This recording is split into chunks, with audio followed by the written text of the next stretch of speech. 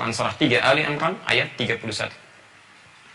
Qul in kuntum tuhibbunallaha, katakan Muhammad, jika kalian serius mencintai Allah, fattabi'uni, maka ikuti aku, maksudnya ikuti Nabi dalam setiap aktivitas kehidupan kita.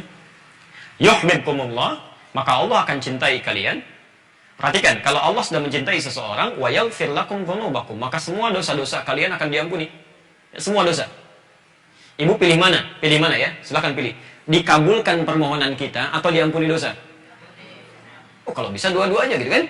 Ya, diampuni dosa, dikabulkan keduanya. Tapi kalau pilihan kita cuma dua, tidak bisa memilih yang ketiga, maka kata Ibnu Qayyim Al-Jauziyah, pilihlah yang kedua, ampuni dosa.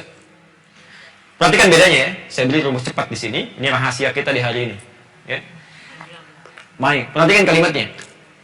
Ibu sekalian, semua tertulis baik di dalam Quran ataupun dalam riwayat hadis. Orang-orang yang sudah terampuni dosa itu, jangankan meminta, baru berharap pun belum keluar di lisannya, Allah sudah kabulkan. Saya ulang ya. Keutamaan istighfar, memohon ampunan, sampai terampuni dosa itu, keutamaan orang yang terampuni dosanya oleh Allah, itu jangankan meminta. Ya, nggak meminta pun, itu sudah diberikan. Bahkan dia berharap pun bisa berharap sesuatu, dia belum mengungkapkan. Ya. Karena saking bersihnya keadaan dirinya, dekatnya dengan Allah, itu sudah dikasih. Ya. Saya beri gambaran begini deh. Ibu punya anak misalnya, 2 orang. Ya. Yang satu aktif luar biasa, yang satu itu taat, kan? Nyaris tidak pernah berbuat kesalahan yang mencela keluarga. Dia baik, taat. Waktu sholat, dia ngaji, dia juara juga, ranking 1, macam-macam lah. Nyaris tidak pernah melakukan kesalahan-kesalahan yang bisa mencoreng nama keluarga. Tapi nggak pernah minta sama ibu gitu. Nggak pernah minta. Bagaimana perasaan ibu? Selalu ingin menyediakan yang terbaik, walaupun dia nggak minta. Silakan cek. Ya. Masya Allah, mau naik sedikit dan disiapkan, baju dicarikan. Bahkan ibu bingung mau ngasih apa nih, kan? Itu manusia. Maka apalagi dengan Allah yang tidak punya batas pemberiannya. Segala disiapkan. Maka orang-orang yang terampuni dosanya mendapatkan cinta Allah, di antara kemuliaannya, dia akan mendapati apapun yang dia butuhkan dalam hidup tanpa harus memintanya. Saya pernah kisahkan di tempat ini, bahwa ada seorang tukang roti, Masya Allah. Tukang roti biasa istighfar, itu luar biasa. Imam Ahmad bin Hanbal, itu ulama besar. Dekat dengan Allah, waraknya luar biasa. Ini jalan kaki, Bu, jalan-jalan ke Mesir. Entah kenapa pengen ke Mesir saja. Begitu masuk ke satu masjid, ke dalam untuk istirahat karena terlampau lelah, kata marbot masjid, ya, dikatakan, ukhraj katanya, keluar, nggak boleh istirahat di sini. Tiduran nggak boleh di sini. Marbot masjid ini, tahu Imam Ahmad, pernah dengar namanya karena terkenal. Ya, sebelumnya itu diketahui Imam Ahmad, tapi belum pernah lihat orangnya. Itu diusir ulama besar, keluar. Ya, itu tandanya ulama ini sederhana, ya, tidak menampakkan kehebohan dan sebagainya, biasa saja gitu datang ya. Baik, kata Imam Ahmad, saya hanya istirahat di sini karena tahu fikih. Kata ini, kata orang ini, la, barra. Barra itu sudah agak kasar. Barra, ayo keluar. Baik. Baik, beliau keluar kan? Begitu keluar, duduk di teras kan? Hatta huna. Roh, katanya, roh. Roh itu kalimat paling tinggi yang ketiga. Itu mengusir bukan cuma dengan jasadnya, tapi dengan roh-rohnya sekalian. Roh, kalau ada orang Arab bilang roh, itu marah artinya. Roh kamu, roh artinya pergi dengan roh-rohnya sekalian. Rohnya jangan di sini. Masya Allah. Pergi di sana ya. Baik. Ketika di perjalanan, kemudian beliau terlihat agak lelah, jarak sedikit dari situ, dia melihat ada tukang roti kan, ada mahbas. Yang menarik, tukang rotinya langsung panggil, Syekh, fadhal huna istarih. Syekh kesini silakan istirahat nih. Begitu beliau istirahat, merebahkan dirinya, melihat tukang roti ini setiap melakukan gerakan selalu beristighfar. Ya, bawa adonan, astaghfirullah. Mulai dibolak-balik, astaghfirullah. Mulai dimasukkan ke dalam panggangan, astaghfirullah. Kata Imam Ahmad, menarik sekali, beliau melirik mengatakan, ma faidatu istighfarika. Syekh, ini apa sih manfaat istighfar kamu? Setiap gini istighfar, setiap gini istighfar. Kata tukang roti ini, perhatikan kalimat ya, kata tukang roti ini, wallahi demi Allah, tidak pernah saya beristighfar kepada Allah kecuali semua doa saya terkabul. Ya, Imam Ahmad sudah paham, cuma ingin dengar aja. Ya. Tidak pernah saya beristighfar kepada Allah kecuali semua keinginan saya terkabul, doa saya terkabul. Tidak ada yang tidak dikabulkan oleh Allah. Cuman satu katanya yang belum terkabul sampai hari ini. Kata Imam Ahmad, apa itu?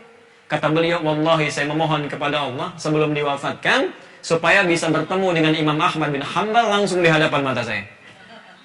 Kata Imam Ahmad, Allahu Akbar, Allah Maha Besar. Saya entah kenapa diperjalankan ke sini, diusir dari rumahnya, dalam tanda petik, diperjalankan ke sini hanya karena istighfar kamu aja.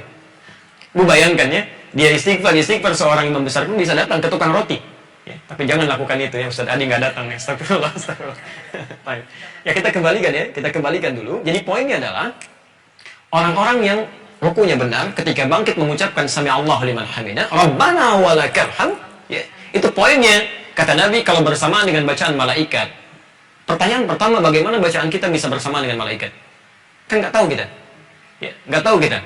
Karena itu rumus-rumus kata para ulama, ambil mana tadi? Ada ketundukan, kekhusyuan, keikhlasan, angkat dosa kita tuh si Allah, pas saya sholat ini salah kan?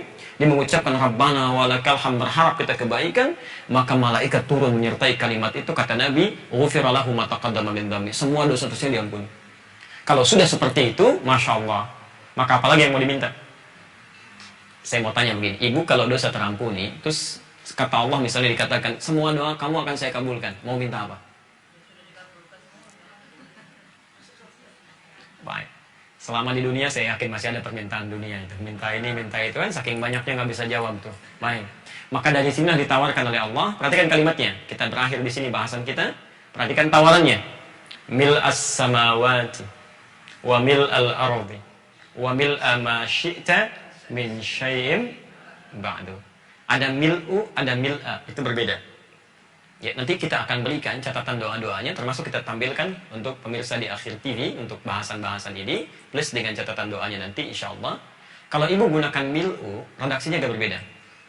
Mil'us samawati wa mil'ul ardi wa mil'u ma syi'ta min syai'im ba'du. Kalau menggunakan mil'u, menggunakan rafa, kalimat yang menggunakan dhammah, itu artinya menunjuk pada subjek Allahnya. Ya. Di Allah mengatakan kepada kita, ya kalimatnya mil'us samawati. Ayo minta sepenuh langit, boleh? Ibu sudah terampuni, mau minta apa? Sepenuh langit, ayo. Ada permintaan sepenuh langit? Silakan. Ada yang minta sepenuh langit? Mau minta apa permintaan sepenuh langit itu kan? Silakan. Tapi tawarannya luar biasa. Kamu punya permohonan, sepenuh langit saya kabulkan sekarang. Enggak sepenuh langit, wa mil'ul ardi, sepenuh bumi, ayo silakan. Ya. Wa mil'u ma syi'ta, atau sepenuh yang Allah penuhi, ya, apapun itu. Ya. Min syai'in ba'du, dari apa yang tidak kita mohonkan. Ya. Jadi Masya Allah kita mohonkan kepada Allah satu kebaikan, Allah tawarkan silakan. Ya. Mau minta sepenuh langit, sepenuh bumi, atau sekehendak yang Allah berikan, atau kamu yang pengen, silakan. Ya, saya tawarkan sekarang. Kalau benar bacaan kita. Bahkan kalau menggunakan mil'a lebih dahsyat lagi. Mil'as samawati. Kalau mil'a itu pemberiannya. Pemberiannya. Kalau tadi tawarannya, sekarang pemberiannya. Apa kamu ingin diberikan karunia sepenuh langit, mil as-samawati wa mil al-ardi, atau sepenuh bumi, wa ma bainahuma. Ada di antara itu, wa ma bainahuma, atau enggak selangit enggak sebumi tapi di antara langit dan bumi. Ya. Wa mil ma syi'ta min syai'in ba'du, atau sepenuh yang dikehendaki oleh Allah, atau tiada dari situ tapi apa yang ingin kita mohonkan. Intinya, kalau kita benar mengucapkan Rabbana walakal hamd, ya, misal dalam kalimat itu saja, maka turun kalimat-kalimat berikutnya yang menawarkan kepada kita apa yang mau kita mohonkan. Kalau sudah seperti itu, apalagi yang mau kita mohonkan? Dosa terampuni, segala permohonan kita ditunggu oleh Allah Subhanahu wa taala. Nah, kapan kita memintanya? Seperti apa cara memohonnya? Dan bagaimana kita mendapati semua itu? Kita akan berjumpa di edisi selanjutnya untuk bahasan-bahasan doa kita kepada Allah Subhanahu wa taala.